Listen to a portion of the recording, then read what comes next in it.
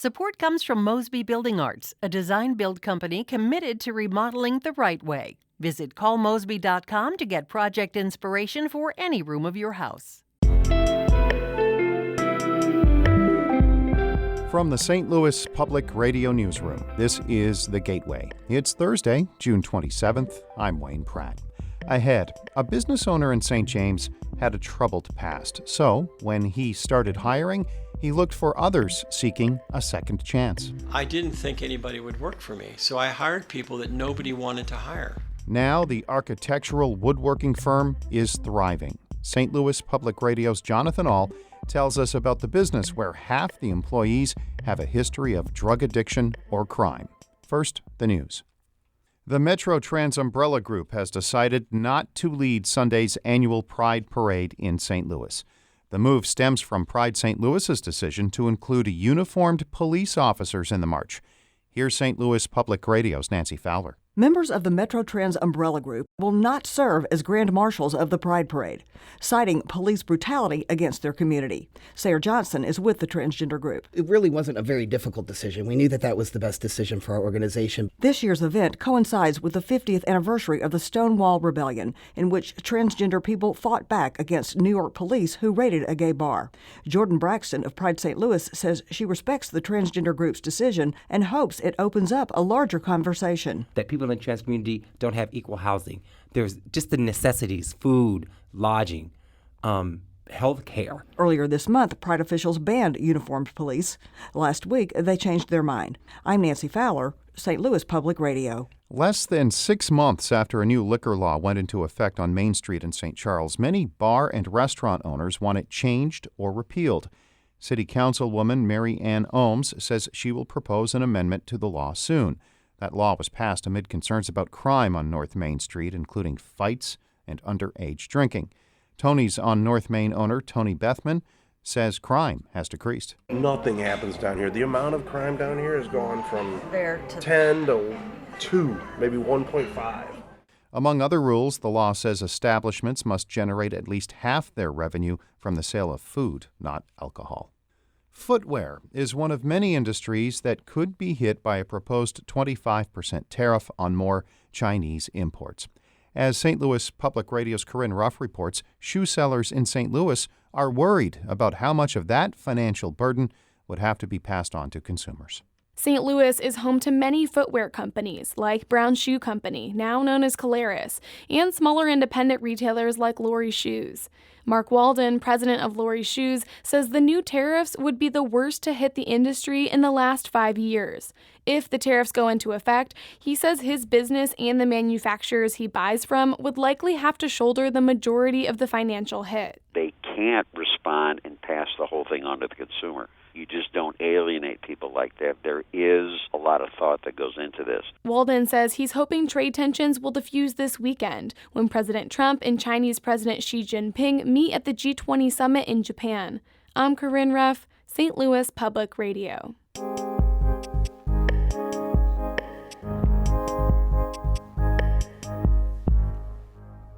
It's hard to get a job when you have a criminal conviction or drug addiction in your past.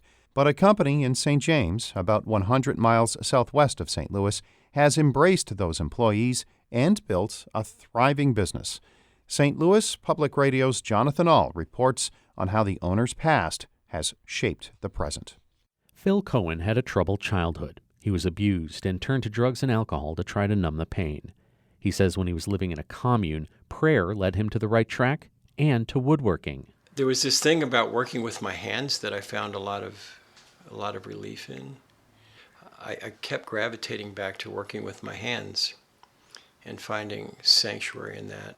Cohen left drugs and crime behind and started making things. He made pig pens for farmers, birdhouses, and wooden toy trucks. Eventually, he moved from Tennessee to St. James, where he opened a cabinetry shop.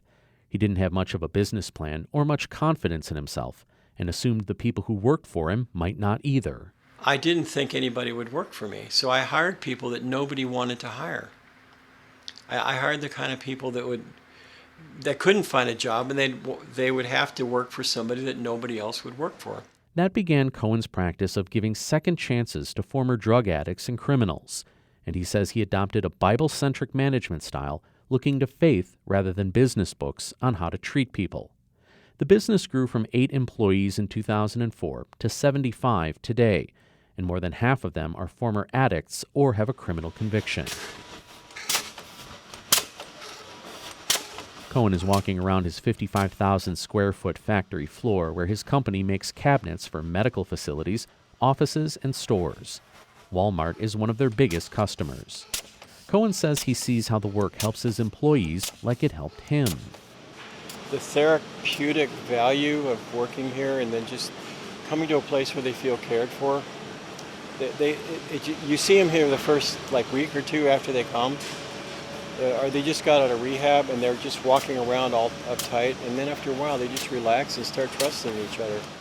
One of those employees is Mel Stogstill. She's a former drug addict who's worked at Cohen Architectural Woodworking in shipping and receiving for more than 2 years. She's proud of what she and her coworkers have done with the second chance Cohen has given them. And usually people who have hit their bottom are hungry for growth, and once they start growing, within a year you might not even recognize them as the same person. There's just so much change. The company focuses on growth, spiritual, emotional, and professional. They offer classes, group meetings, and professional development. Stogstill's husband, Scott, started at Cohen 8 years ago on the shop floor. He's been promoted and now works in the estimating department. He says his job is everything to him. I look for people who are broken, and it's refreshing to know there's somebody out there who wants to give people like me a second chance at a career. I have a career now. I didn't have that before. I didn't even dream I would have, to be honest, after my past. Cohen doesn't have a formal program to bring in people with a troubled history. Rather, they're open-minded, and word of mouth has let people know it's a place you can apply for work even with a conviction or drug addiction in your past. Beth Hubner teaches criminal justice at the University of Missouri-St. Louis. She says businesses like Cohen's are rare, but could serve as a model to solve the big problem of people with a conviction struggling to find a good job. Hubner says Cohen doesn't treat his employees with a past any differently. They do have a criminal conviction, they have been in prison, but they want, in terms of employment, the same things that you or I would want. They want a community, they want, goals. They want a long-term trajectory and a fair wage. Hubner says it will take more than just business owners like Cohen to fix the problem. She advocates for more government intervention, like removing the question about past criminal convictions from job applications. Cohen is 69 years old. He says he doesn't have any plans to stop doing what he's doing. That's what gets me up in the morning, to know that I can come here and change lives. Cohen says he may retire, but he won't stop coming to work. I'm Jonathan Ahl, St. Louis Public Radio. Our Fred Ehrlich edited that report. Shula Newman is the executive editor of St. Louis Public Radio. Music by Ryan McNeely of Adult Fur. I'm Wayne Pratt, and from the St. Louis Public Radio newsroom, this has been The Gateway.